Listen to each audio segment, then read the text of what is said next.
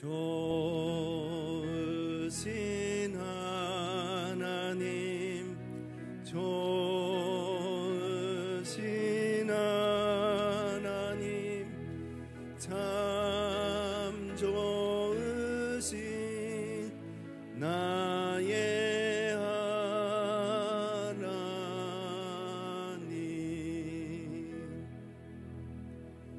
우리 좋으신 우리 하나님이 언제나 우리 마음 가운데 거하시기를 간절히 원합니다. 다시 한번 우리 주님께 영광의 박수 올려드리겠습니다. 이 시간 우리에게 주시는 하나님의 말씀, 신약성경 마태복음 9장 9절에서 13절 말씀입니다. 신약성경 13면 마태복음 9장 9절에서 13절까지 우리 찾으셨으면 한 목소리로 같이 읽겠습니다. 예수께서 그곳을 떠나 지나가시다가 마테라 하는 사람이 세관에 앉아 있는 것을 보시고 이르시되 나를 따르라 하시니 일어나 따르니라.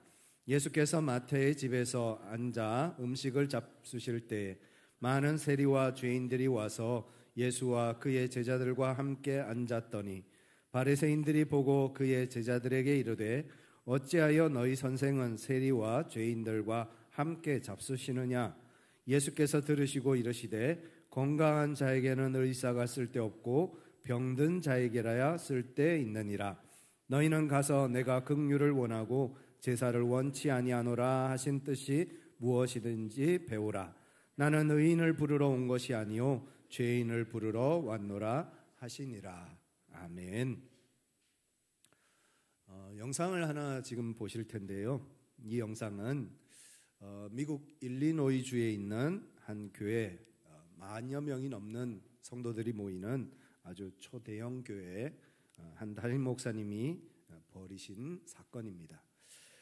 주일 아침 예배 시간에 교회 앞에 저렇게 쇼핑카트를 끌고 가짜 수염과 흰색 가발을 쓰고 노숙자 차림으로 교회 앞에 앉아서 구걸하고 있었습니다.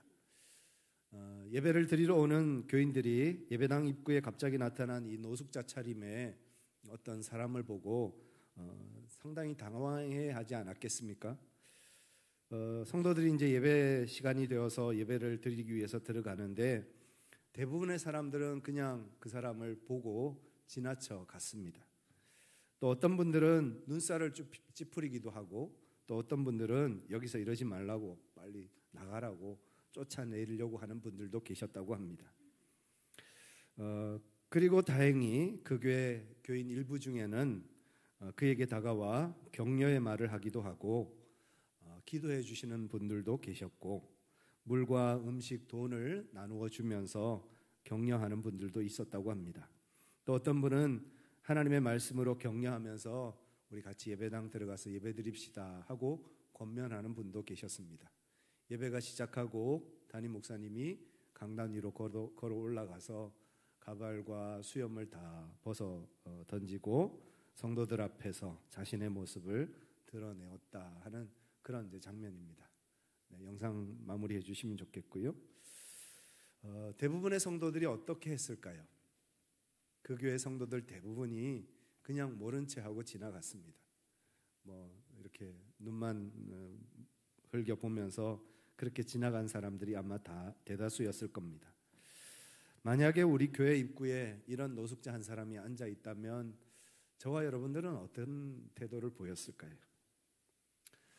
예수님이 가버나움에서 배를 타고 갈릴리 호수를 지나 거라사 지방으로 가십니다.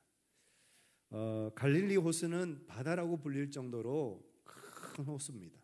그리고 그 갈릴리 호수에는 한 번씩 돌풍이 불면 큰 풍랑이 치고 그래서 많은 어려움을 겪을 수 있는 그런 위험이 가득한 곳이 갈릴리 호수입니다. 그런데 예수님은 그 갈릴리 호수를 지나서 가버나움에서 거라사라는 곳으로 가셨습니다. 그 거라사 땅은 어떤 곳인가 하면 유대인들의 집단 공동묘지가 있는 곳입니다.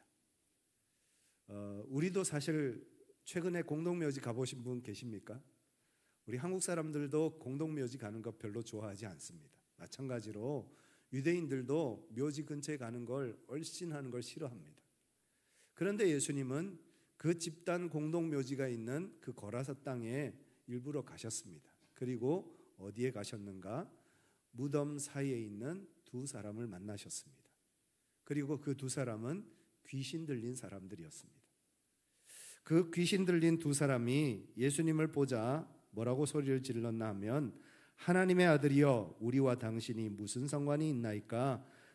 때가 이르기 전에 우리를 괴롭게 하려고 여기 오셨습니까? 하고 막 소리를 지르니까 예수님께서 그 소리를 듣다 참다 못하셔서 귀신아 나오라 하고 소리를 지르셨고, 그때 즉시 그들 가운데 귀신이 쫓겨나갑니다.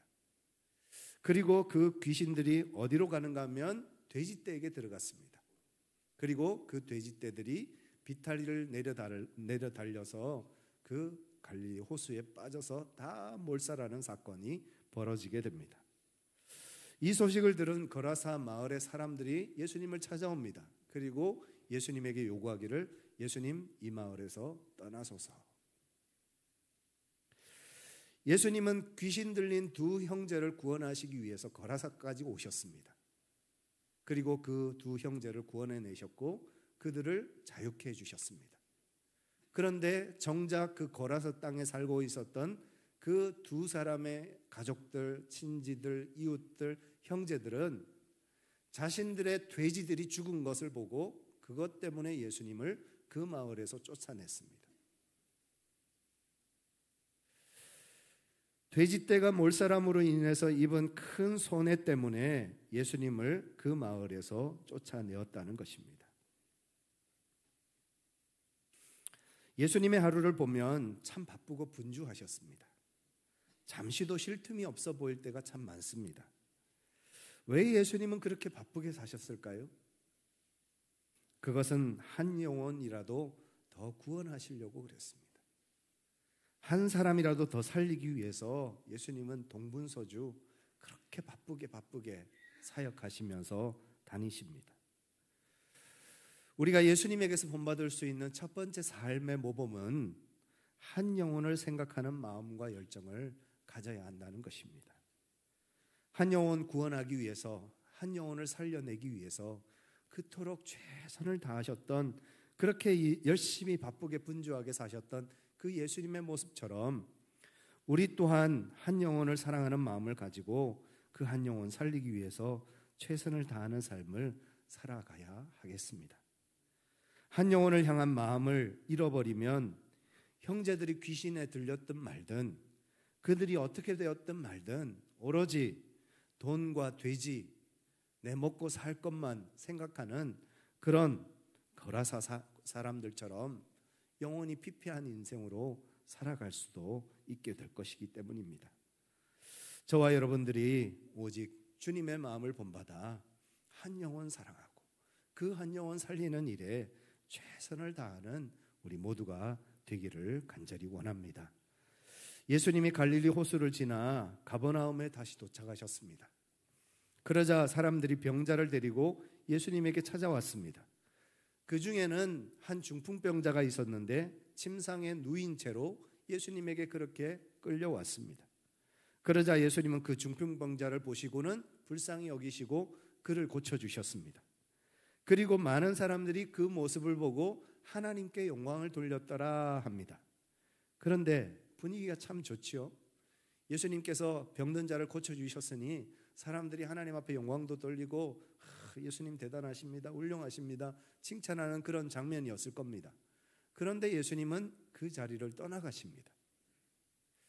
고라사에서는 예수님이 거절을 당하셨는데 가버나움에서는 오히려 예수님이 환영을 받고 환대를 받았습니다. 그러면 보통 환영하는 사람들이 있는 곳, 환대하는 곳에 머물고 있고 싶은 것이 인지상정 아니겠습니까? 그런데 왜 예수님은 그곳을 떠나셨을까요?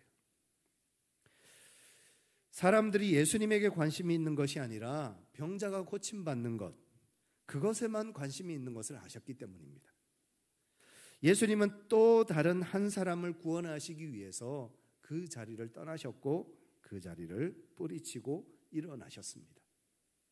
누가복음 15장에 보면 목자가 양 100마리를 가지고 있는데 그 중에 하나를 잃어버렸습니다. 그러자 그 한 마리를 찾겠다고 나머지 99마리 양을 그냥 들에 내버려 두고 그 양 한 마리를 찾으러 목자가 떠납니다. 여러분, 이런 양 한 마리를 찾겠다고 99마리 양을 버려두고 가는 것이 이게 정상입니까? 상식적이지도 않고 합리적이지도 않잖아요. 그런데 만약에 그 잃어버린 양 한 마리가 내 아들, 내 딸이라면 어떨까요? 충분히 이해가 되고 공감되지 않으십니까? 우리 예수님은 한 영혼을 100분의 1로 보시는 것이 아니라 유일하고 완전한 하나로 보신다는 겁니다. 하나님은 저와 여러분들을 100분의 1, 1000분의 1, 만분의 1로 보시는 것이 아니라 유일하고 완전한 하나로 보신다는 거예요. 그렇게 우리를 보셔서 우리를 선택하셨고 하나님의 자녀로 우리를 불러주셨습니다. 마찬가지로 세상 속에서 아직도 방황하는 많은 영혼들, 그 영혼 가운데 한 영혼을 하나님은 유일하고 완전한 하나로 보신다는 거예요. 그 마음으로 주님께서 그 한 영혼을 구원하기를 원하시고 한 영혼을 섬기기를 원하신다는 말씀입니다.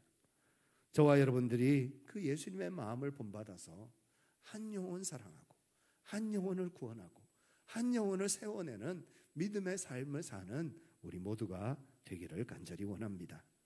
9절 말씀 또 같이 한번 읽겠습니다. 예수께서 떠나 이르시되 나를 따르라 하시니 일어나 따르니라. 예수님 당시 세리는 사람 취급을 받지 못했습니다. 그도 그럴 것이 정복자였던 로마의 공무원 노릇을 하고 있었기 때문입니다. 로마 정부를 위해서 세금을 대신 거두어주는 일을 했기 때문에 유대인들의 입장에서는 세리는 매국노요, 반역자요, 배신자였습니다. 게다가 로마 정부에서 정한 세금 이상의 세금을 거둬야만 자기도 먹고 살지 않겠습니까? 그러니까 로마 정부에서 요구하는 세금 이상의 세금을 거둬서 자기도 먹고 살고 로마 정부의 세금도 바치고 그래야 했기 때문에 이 세리들은 도둑놈 취급을 받았습니다.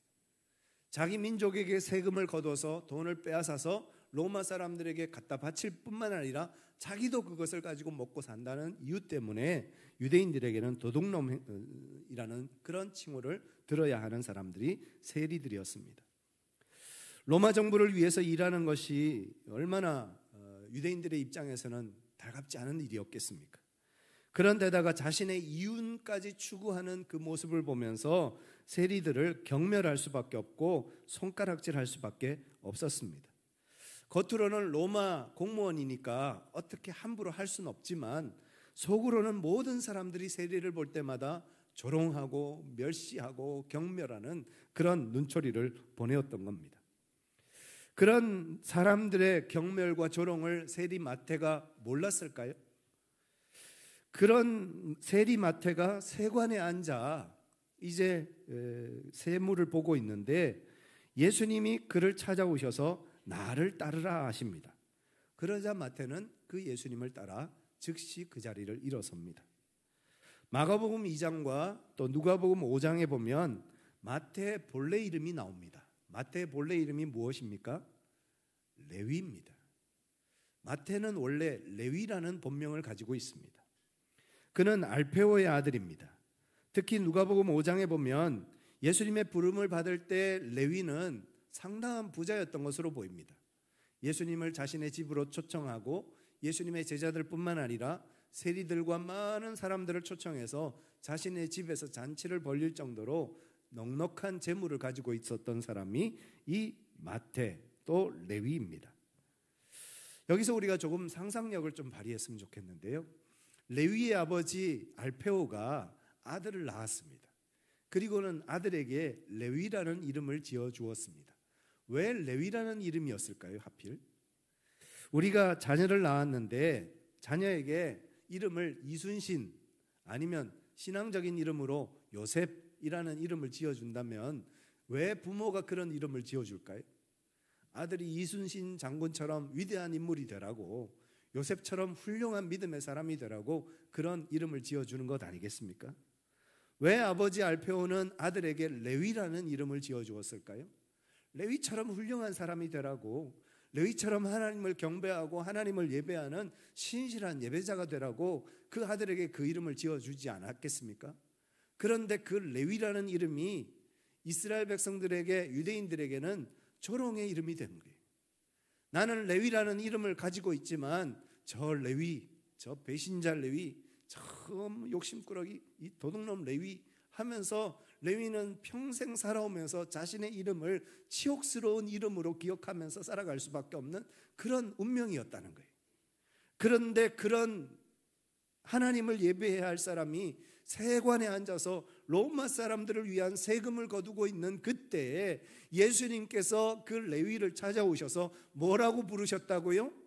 마태야라고 부르시는 거예요. 나를 따라오너라 라고 부르셨다는 거예요. 여러분, 마태라는 이름의 뜻은 하나님의 선물이라는 뜻입니다. 평생 나는 레위라는 이름을 가지고 살았어요. 그런데 예수님이 나를 마태라고 부르시는 거예요. 하나님의 선물이라고 부르시는 거예요. 나는 내 이름이 치욕스럽고 부끄러워서 부르고 싶지도 않은 이름이었는데 예수님이 나를 만나주시고 나에게 마태라는 하나님의 선물이라는 새로운 이름을 부여해 주시고 선물해 주셨다라는 거예요. 그래서 마태는 그날부터 새로운 삶을 살게 되었다는 겁니다. 며칠 전에 뉴스에 보셨을 것 같습니다. 군사정권 시절에 강제로 프락치 노릇을 했던, 그런 프락치 노릇을 강요받았던 두 분 목사님이 국가를 상대로 소송을 제기했고 이에 대해서 국무부에서 더 이상 항고하지 않겠습니다 해서 두 분의 억울함을 풀어주었다라는 기사를 아마 보신 적이 있으실 겁니다. 고문과 강요에 의해서 본인들은 정말 하고 싶지 않지만 독재 정권의 그 앞잡이 노릇을 하고 뿌라치 노릇을 하고 간첩 역할을 했던 그 두 분 목사님이 얼마나 억울하고 답답했으면 나라를 상대로 고소를 했겠습니까? 마찬가지로 어쩔 수 없어서 살아남아야 하니까 삶의 현실이 너무 힘들고 어려워서 이 레위가 민족의 반역자, 배반자, 로마의 앞잡이 노릇을 했는데 그런 모든 사람이 자신을 향해서 손가락질하고 비난하는 그때에 예수님은 그 세관에 앉아있는 자신을 찾아오셔서 마태야, 하나님의 선물이야 라고 말씀하시면서 그를 불러주신 거예요. 그 부르심에 마태는 믿음으로 순종하며 나아가게 된 것입니다. 예수님이 그를 찾아오신 것도 모자라 그에게 레위가 아닌 마태라는 새 이름을 주신 것에 너무 감사해서 마태는 그날부터 주님을 따르는 인생을 살아가게 되었다라는 것입니다. 우리가 여기서 한번 깊이 생각해 보아야 할 것은 예수님께서는 차별이 없으셨다는 거예요. 10절도 같이 한번 읽겠습니다. 같이 읽겠습니다. 예수께서 마태의 집에서 앉아 음식을 잡수실 때 많은 세리와 죄인들이 와서 예수와 그의 제자들과 함께 앉았더니, 그렇게 해서 마태의 집에 예수님이 초대되어 가셔서 잔치자리에 앉으셨습니다. 그리고 마태는 레위는 이 자신과 신분이 같은 많은 세리들과 죄인들을 자신의 집으로 초대해서 잔치를 벌입니다. 그러자 예수님은 제자들과 함께 그 잔치에 참여하셔서 그들과 함께 앉으셨다 했습니다.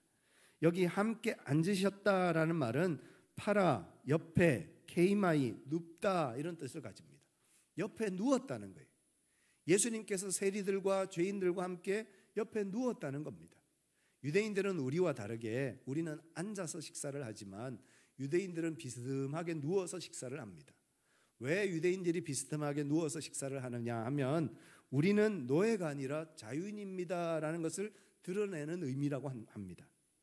예수님이 세리들과 죄인들과 함께 서로 몸을 부대끼면서 그 잔치자리에서 함께 누워서 비스듬히 누워서 음식을 먹고 마시고 함께 즐거워하셨다는 거예요. 그런데 그 모습을 지켜보고 있던 당시 종교 지도자들, 특히 바리새인들이 경악을 금치 못합니다. 어떻게 저럴 수가 있어? 어떻게 저런 일을 행하셔? 라고 경악을 금치 못합니다. 그래서 11절에 바리새인들이 이렇게 이야기합니다. 같이 한번 읽으시겠습니다. 바리새인들이 보고 그의 제자들에게 이르되 어찌하여 너희 선생은 세리와 죄인들과 함께 잡수시느냐? 이 말은 그냥 질문하는 정도가 아니라 어떻게 이런 일을 할 수가 있어? 말이 안 되잖아. 아니, 예수님이 왜 저 죄인들과 저 세리들과 함께 저렇게 몸을 부대끼면서 저 잔치 자리에서 저렇게 먹고 마시느냐? 있을 수 없다라고 소리치는 겁니다. 특히 선생이라는 단어는 디다스칼로스, 교사라는 말입니다. 성경을 가르치는 교사가 어떻게 저 죄인들과 저 세리들과 같이 음식을 먹고 같이 누울 수 있느냐? 있을 수 없는 일을 하고 있다라고 소리지르고 있는 상황입니다.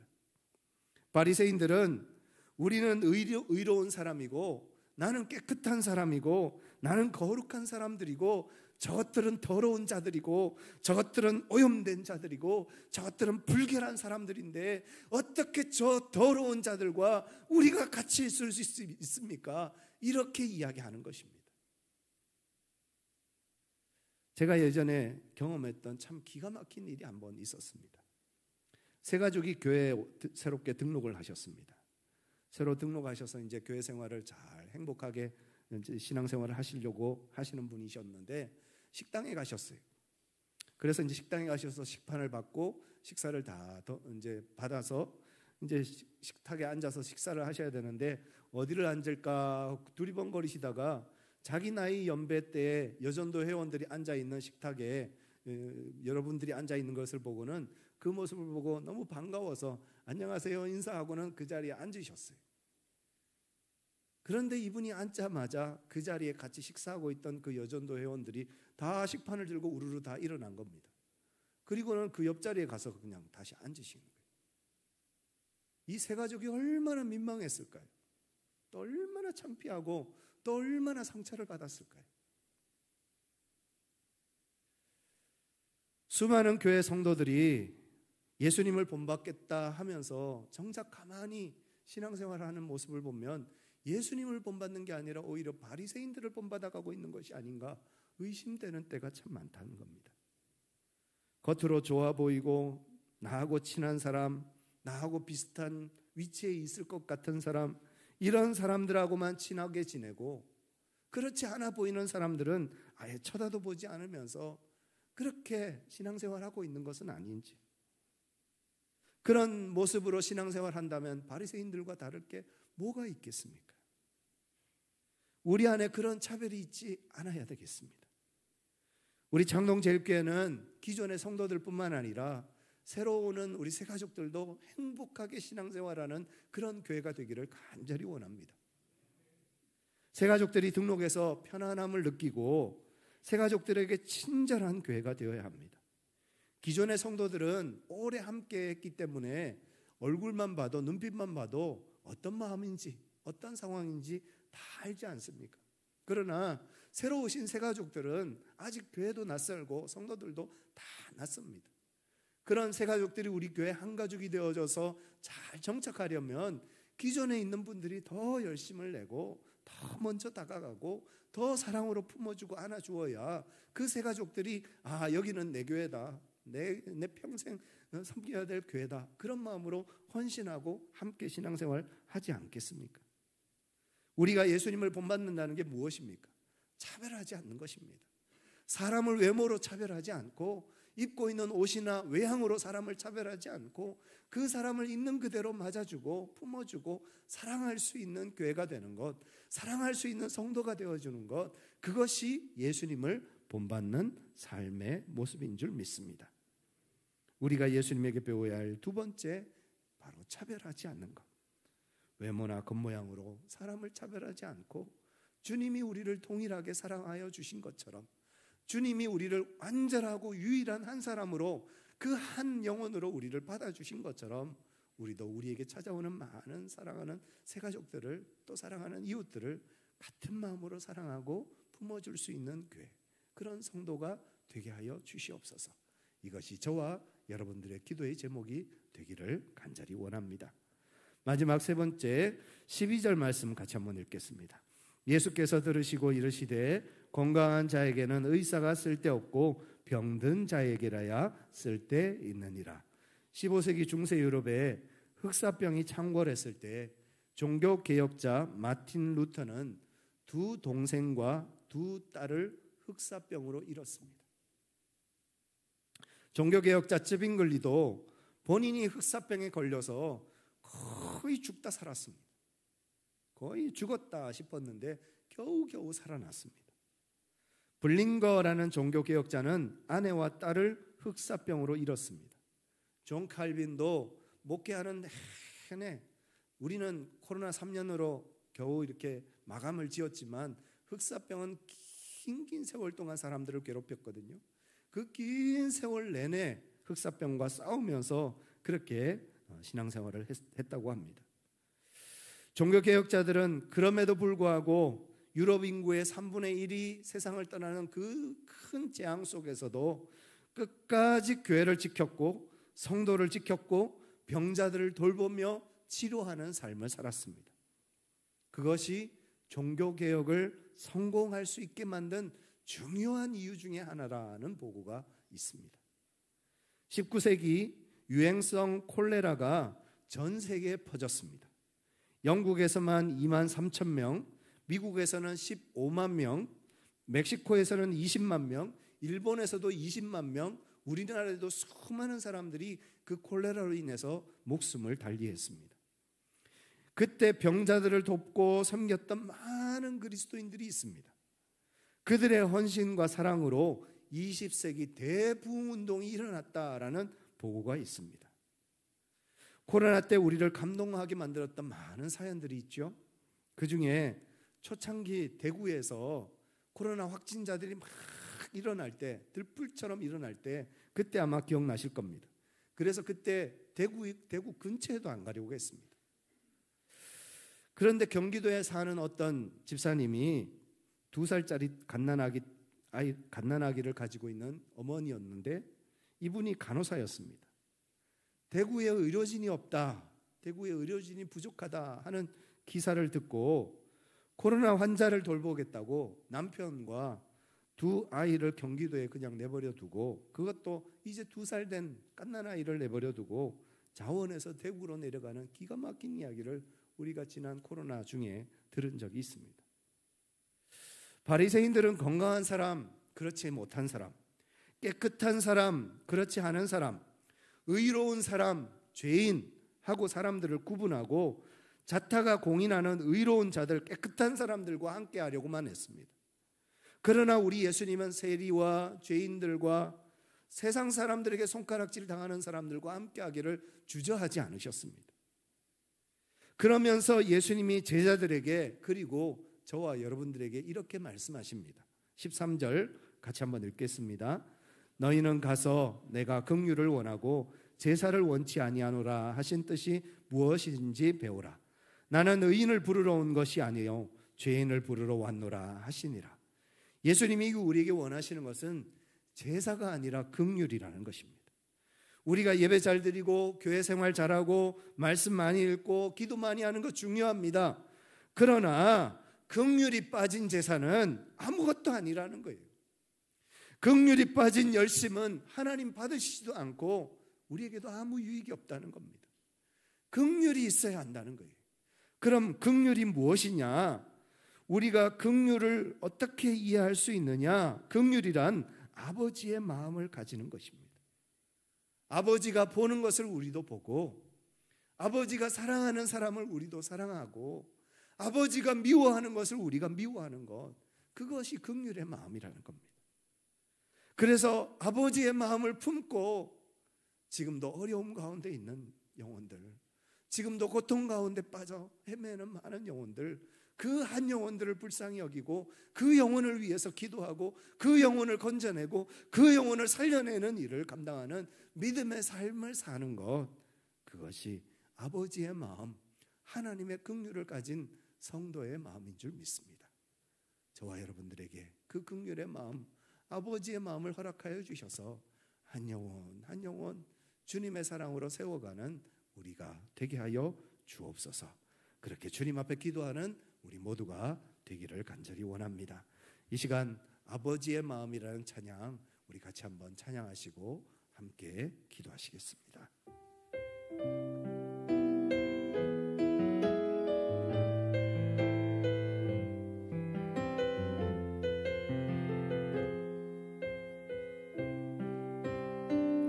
아버지 당신의 마음이 있는 곳에 나의 마음이 있기를 원해요. 아버지 당신의 눈물이 고인 곳에 나의 눈물이 고이길 원해요. 아버지 당신이 바라보는 영혼에게 나의 두 눈이 향하길 원해요. 아버지 당신이 울고 있는 어두운 땅에 나의 두 발이 향하길 원해요. 나의 마음이 아버지의 마음 알아. 내 모든 뜻 아버지의 뜻이 될 수 있기를. 나의 온몸이 아버지의 마음 알아. 내 모든 삶 당신의 삶 되기를. 이 시간 우리 같이 한번 기도하기를 원합니다. 하나님, 한 영혼을 사랑하는 마음을 잃어버린 그 거라사 마을의 사람들처럼 되지 말게 하여 주시고, 한 영혼을 소중하게 여기는 주님의 마음을 품는 우리가 되게 하여 주시옵소서. 차별하지 말게 하여 주시고, 긍휼의 마음을 가지고 예수 그리스도의 마음을 가지고 한 영혼 사랑하고 한 영혼 세워가고 한 영혼 섬기는 우리 모두가 되게 하여 주시옵소서. 우리 같이 믿음으로 주님 앞에 기도하시겠습니다. 사랑과 은혜가 충만하신 아버지 하나님, 주님은 한 영혼을 그토록 사랑하셨는데 우리는 숫자만 바라보고, 우리는 크기만 바라보고, 우리는 우리에게 주어진 그 모든 것만 바라보면서 살아갑니다. 주님, 병든 우리의 마음을 다시 한번 깨끗하게 씻어주시고 정결케 하여 주셔서 예수님의 마음을 품게 하시고, 예수님의 긍휼을 품게 하시고, 예수님이 그 한 영혼을 사랑하셨던 것처럼 우리도 진실한 마음으로 그 한 영혼 사랑할 수 있도록 주님 역사하여 주옵소서. 하나님께서 우리에게 맡겨주신 귀한 영혼들을 정말 소중하게 가치 있게 여기고, 그 한 영혼을 살려내기 위해서, 그 한 영혼 구원하기 위해서 최선을 다하는 믿음의 열정과 열심을 가지고 살아가는 우리 모두가 될 수 있도록 아버지 하나님께서 함께 하시고 인도하시고 역사하여 주시옵소서. 오직 주님만을 바라보며 나아가는 우리 모두가 되게 하여 주옵소서. 사랑과 은혜가 충만하신 아버지 하나님, 모든 사람들에게 손가락질과 조롱을 당하던 레위를 찾아가셔서 너는 마태라, 너는 하나님의 선물이라 말씀해 주셨던 그 하나님의, 그 예수님의 그 말씀이, 그 예수님의 그 목소리가 마태에게 얼마나 큰 위로가 되고 얼마나 큰 도전이 되었을까요? 하나님, 우리 한 사람 한 사람을 찾아와 주셔서 너는 소중한 나의 자녀라 말씀하시는 주님의 음성을 우리가 모두 들을 수 있기를 원합니다. 그 음성 듣고 다시 일어서서 용기를 내어서서 세상 가운데서는 사람들이 우리를 손가락질하고 비난하고 조롱할지라도 나는 하나님의 자녀라, 나는 하나님의 거룩한 백성이라, 나는 하나님께서 인정하신 그 한 영혼이라 고백하며 믿음으로 살아가는 저희들 될 수 있도록 주님 역사하여 주옵소서. 그렇게 하나님이 나를 부르신 것처럼, 그렇게 하나님이 나를 선택해 주신 것처럼 여전히 세상 속에서 하나님 없는 삶 속에서 조롱과 멸시받으며 살아가는 사람들에게 당신은 하나님의 선물입니다 라고 선포할 수 있는, 그들에게 그 하나님의 사랑을 전할 수 있는 우리 모두가 되게 하여 주시옵소서. 우리 주 예수 그리스도의 이름으로 간절히 기도드리옵나이다. 아멘. 다 같이 일어나셔서 함께 찬양하시겠습니다.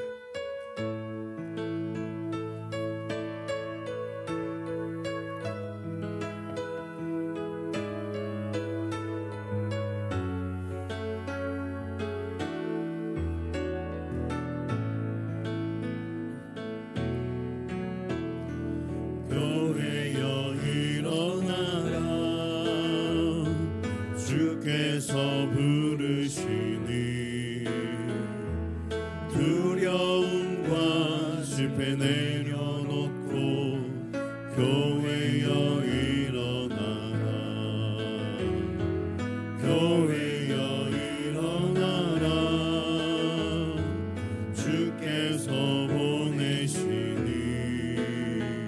우리 부르신 삶의 자리에서 교회여 일어나라 우린 세상의 빛 하나님의 편지 주의 교회를 통해 세상이 주를 보리라 일어나라 아버지 사랑으로 아버지 능력으로 서로 하나 되어 그 빛을 비추라 노래하라 아버지의 사랑을 아버지의 크심을 이 삶의 노래로 주님을 나타내라 일어나라 아버지 사랑으로 아버지 능력으로 서로 하나 되어 그 빛을 비추라 노래하라 아버지의 사랑을 아버지의 크심을 이 삶의 노래로 주님을 나타내라